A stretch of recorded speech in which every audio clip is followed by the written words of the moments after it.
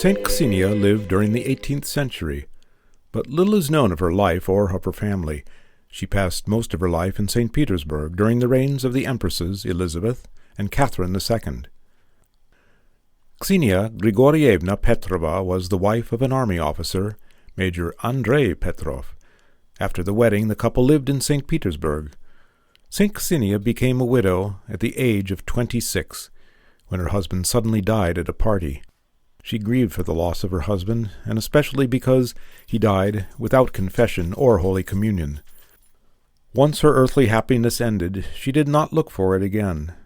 From that time forward, Xenia lost interest in the things of this world and followed the difficult path of foolishness for the sake of Christ.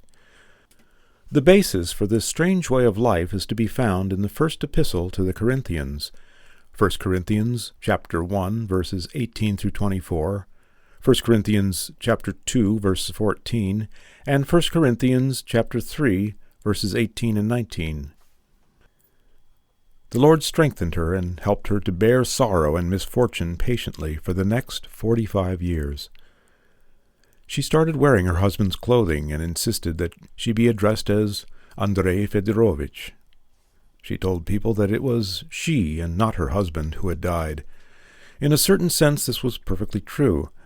She abandoned her former way of life and experienced a spiritual rebirth. When she gave away her house and possessions to the poor, her relatives complained to the authorities. After speaking to Xenia, the officials were convinced that she was in her right mind and was entitled to dispose of her property as she saw fit. Soon she had nothing left for herself, so she wandered through the poor section of St. Petersburg with no place to lay her head. She refused all assistance from her relatives, happy to be free of worldly attachments. When her late husband's red and green uniform wore out, she clothed herself in rags of those colors. After a while, Xenia left St. Petersburg for 8 years. It is believed that she visited holy elders and ascetics throughout Russia seeking instructions in the spiritual life. She may have visited St. Theodore of Synaxar, who had been a military man himself. His life changed dramatically when a young officer died at a drinking party. Perhaps this officer was St. Xenia's husband. In any case, she knew St. Theodore and profited from his instructions. St. Xenia eventually returned to the poor section of St. Petersburg, where she was mocked and insulted because of her strange behavior. When she did accept money from people, it was only small amounts which she used to help the poor. She spent her nights praying without sleep in a field outside the city. Prayer strengthened her, and in her heart's conversation with the Lord she found the support she needed on her difficult path. When a new church was being built in the Smolensk cemetery, St. Xenia brought bricks to the site. She did this in secret during the night, so that no one would know.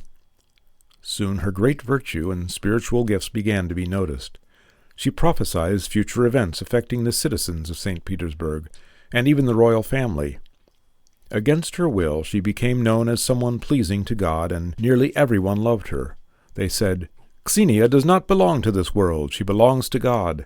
People regarded her visits to their homes or shops as a great blessing.